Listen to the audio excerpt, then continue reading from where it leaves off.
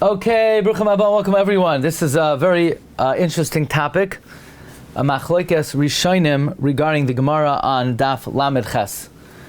For those listening, we began our campaign. If you'd like to be Mishtatef, charity.com/MMH25. Daf Lamed Ches Amar Aleph. Amar Rabbi Yochanan. Rabbi Yochanan said, let me bring it up on the sheet. Ein HaKadosh Baruch Hu mashra shchinasai. Hashem does not dwell His Shechina. Ella al gibar, only on someone who is mighty. Va'ashir, and wealthy. V'chacham, and wise. Va'anav, and humble. And the Gemara says we learn them all out from Moshe. Moshe was mighty. He was able to spread out the curtain on the Krashim. The Gemara says, is that really a raya? Ultimately, the Gemara says the fact that he was able to break the luchais. And Moshe was a chacham, like the Gemara we just quoted. There are 50 gates of wisdom in the world, and they were all given to Moshe. And how do I know that Moshe Rabbeinu was an ashir? Because he carved out the luchais, and Hashem said, Psalacha, that the leftover of the luchais belonged to Moshe Rabbeinu. So from here we see that Hashem does not dwell His Shechina only on a gibar, only on an ashir, and only on a chacham. How does the Rambam interpret this Gemara? The Rambam in Hilchos Yesodei HaTorah, Perek Shvi'i, Halacha Aleph, says Rambam Yesodei Hadas. It is one of the tenets of Judaism, Leida Shehakel Menave Esbnei Adam, that Hashem communicates with man. Ve'ein HaNevuah Chala, and Nevuah only is chal, ela al chacham, on a wise person, gadol b'chachma, great in wisdom, gibar b'midoisav, mighty in his midos. Okay. V'lo yehi yitzrei misgaber alav, and his yetzer does not prevail over him. B'davar, elahu misgaber b'datay al yitzrei, he allows his das to prevail over his yetzer hara tamid. V'hu baldea rechava, and he is broad-minded, nechoina, very correct, ad ma'od. The Rambam continues, someone who is full of these midos is shalem begufai.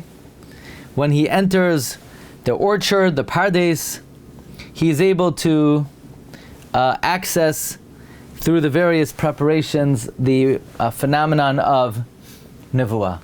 So it's interesting. The Gemara says that Hashem only dwells His Shechina on a mighty person, a wealthy person, a wise person, and a humble person.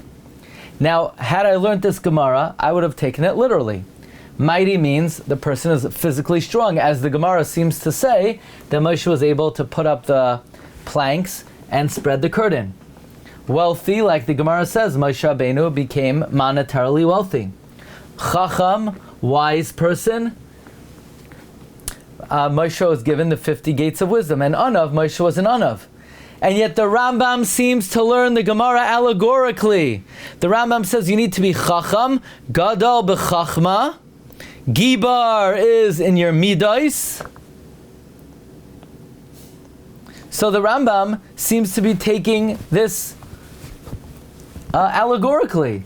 The Rambam does not take this literally.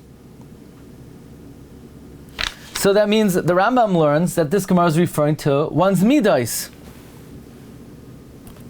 The question is that if you look in the Kesef Mishnah, and it didn't come out so good over here, but in the Kesef Mishnah says in our Gemara, Lamed Ches, Rabbi Yehuda HaNasi said, Hashem only dwells His Shechina on a chacham, a gibar, and asher. And the Rambam says gibar means b'midoisav, like Ezehu Gibar HaKodesh Es Yitzroi, and I guess the Kesef Mishnah says the Rambam would interpret Asher as Sameach B'Chalkai. The problem is, in the Gemara it's mashma kipshutai, that you have to be a Gibar, you have to be strong, because Moshe was able to put up the krashim and break the luchais, and wealthy, the Gemara interprets kipshutai. So it must be the Rambam is not getting this from our Gemara. He's saying it on his own. Meaning, here is Maimonides. Maimonides comes along and he says, in order to be a Navi, you need to be Misgaber b'yitzray.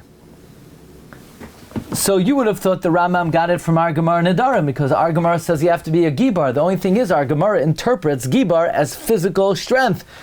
So the Kesef Mishnah says it must be the Rambam did not get these criterion from our Gemara. Instead, the Rambam must have gotten these criterion from himself. The question is, why didn't the Rambam say you need to be strong physically, like Rabbi Yehuda said in our Gemara? Why is the Rambam, so to speak, inventing a new interpretation of what's needed for Nevuah? And the Rambam does not say, in order to get Nevuah, you need to be physically strong, like our Gemara says. By the way, the Rambam in Mor Nevuchim also says that, I already explained in the Parsha Mishnah, and in the Yad HaChazaka, that these qualifications are allegorical. It's interesting, the Rabbi Yaakov Yosef of Polonia, the Talmud of the Baal Shem Tov, he brings on the Mishnah, Ben Zoyma Omer, Ezehu Chacham Haloimid Mikol Adam, Ezehu Gibar HaKovish Es Yitzray, Ezehu Asher HaSameach B'Chalkai. He says, our Gemara says, Rabbi Yonasan, Hashem only dwells on a Chacham, Gibar, Asher, and Anav. The well-known question is that our Gemara interprets it literally. And also, well then, how did Hashem dwell His Shechina Moshe Rabbeinu before Moshe carved out the luchos? So it's very interesting. The Ran disagrees vehemently with the Rambam.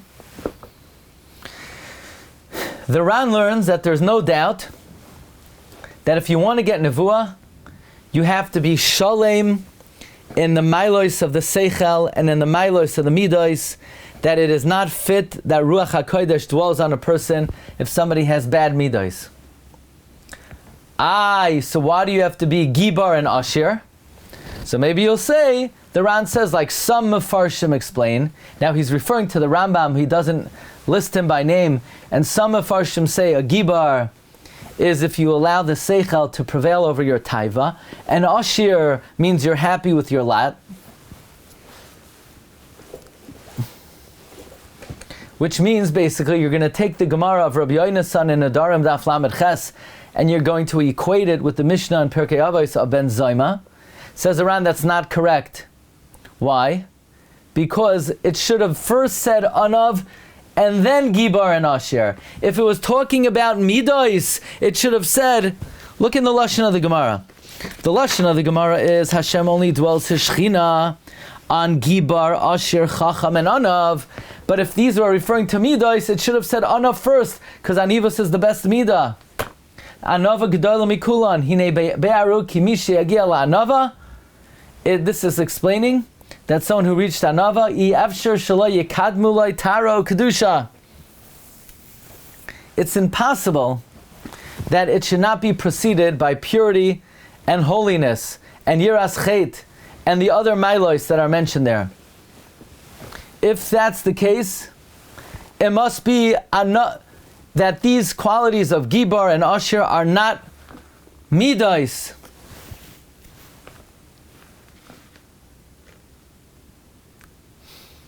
So the question is, the Ran also asks, if you look in our Gemara Nedarim, the Gemara proves that Moshe was a Gibar from the fact that he spread out the curtains on the Mishkan and they were 10 amos tall. And the Gemara says, well, maybe they were light. And the Gemara says, no, the fact that he was able to pick up the luchos and smash them. So that shows that he was physically strong.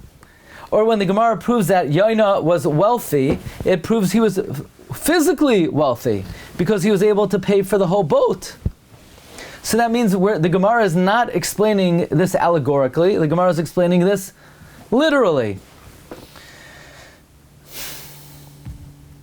So the question is, if it's literal, then why is it necessary to have money or to be strong for Hashem to be Shoyra His Shechina on you?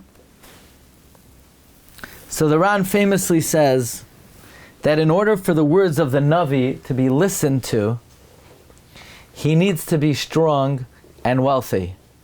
Otherwise, he doesn't have the stature and people won't pay attention to him.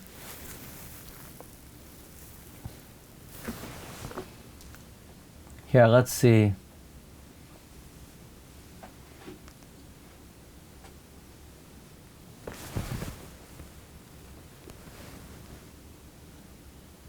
The Ran basically says,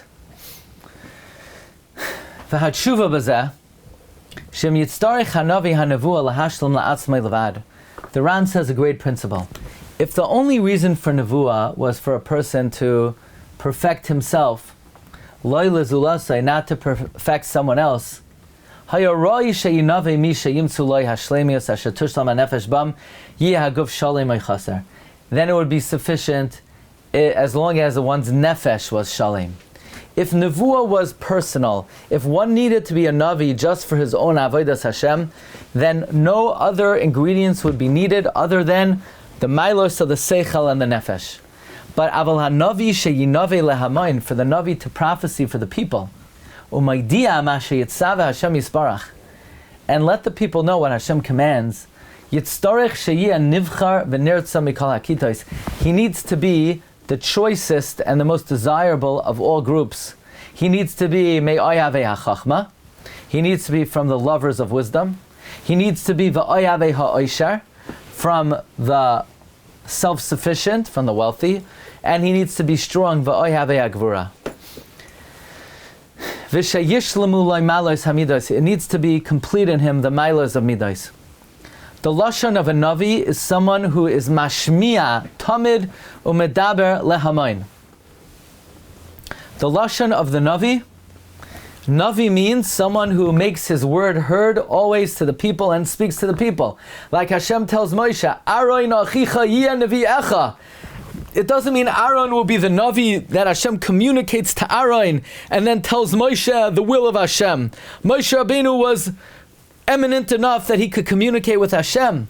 When Hashem told Moshe that Aaron will be your Navi, it means he'll be your spokesperson. To be a spokesperson, you need to be respected. To be respected, you need to have other qualities aside from spiritual qualities. You need wealth, you need strength, and you need wisdom. Navi, says the Ran, is a lashon of niv sefasayim. Therefore, the Ran disagrees with the Rambam. The Rambam learns that these qualities are allegorical. And the Ran agrees you need those allegorical qualities. But the Ran learns the Gemara simply that if you want to be a Navi is someone who speaks to the people, you need to be respected, and people respect money, strength, and wisdom. For example, one should, to be a Baal Koima, to be tall, Lios Yoser Nira El Hamain, to be more, so to speak, Be'inyan HaHidr, to be more adorned, like the Gemara says in Bechayros, that Hashem is Nishtabeach Be'balei Koima. Therefore, it is only Roy Ledaber Barabim Ish Sheyia Baal Koima. This way his words will be more listened to. This is the way the Ran learns. And which begs the question, then why did Hashem make Moshe Rabbeinu a poor orator? Why did Hashem make Moshe Rabbeinu a kvad peh or kvad lashon? If these physical characteristics are needed to be respected, then why did Hashem make Moshe Rabbeinu a kvad peh or kvad lashon? The same way he made him, so to speak, wealthy and strong and tall, why didn't he also make him a good speaker? And the Ran famously says that because Moshe Rabbeinu was the Noisein HaTorah, Hashem didn't want people to be persuaded by Moshe's oratory, and then later on people would say, Moshe Rabbeinu was a good salesman, that's why Klal Yisrael was Makabel the Torah. But if he would have been a poor salesman, they never would have accepted the Torah based on its content value. Therefore, Hashem made Moshe Rabbeinu a poor speaker so that future generations will recognize and appreciate that we were not Makabel the Torah because we were wowed by Moshe's dramatic oratory. We were Makabel the Torah based on its own inherent value. So the Rambam learns the Gemara allegorically. The Ran learns the Gemara literally. A Navi literally needs these qualities. The Chassam Sofer learns this Gemara literally, but he has an angle on it. Chassam Sofer says it's not that the Navi has to be tall and wealthy and strong so that he's respected. No. The main qualification to receive nevuah is humility. But it's not real humility if you're humble because you don't have chachma. Of course you're humble. You don't have any wisdom. You're just lowly. If you don't have money, that's not humility. That's you're feeling lowly. If you don't have strength, that's not humility. Humility is, despite all of your good qualities and assets, you still humble yourself. So what's needed is not the money or the wealth or the wisdom. What's needed is the humility, but you can only have true humility if you also have great milos. Says the Chassam Sofer. The Chassam Sofer is found in his Chedusha Masechta Nedarim. Ikar hakol ba'anivos talya. The main thing is dependent on humility. Ela she'ein nikar ba'adam chasar. Humility is not recognizable in a deficient person. Ela ba'adam shalom, only in a whole person. B'gvura, b'chachma, v'oishar. And even though va'afilu hachihu anvasan, and despite all that, he's humble. V'hainu d'chsiv, al yishalel chacham b'chachma say, al yishalel gibar b'gvura say, v'al yishalel ashir b'ashray, ki im bezois yishalel ha-mishalel. Perush, if you want to be yishalel in these three things, then you're not an onav.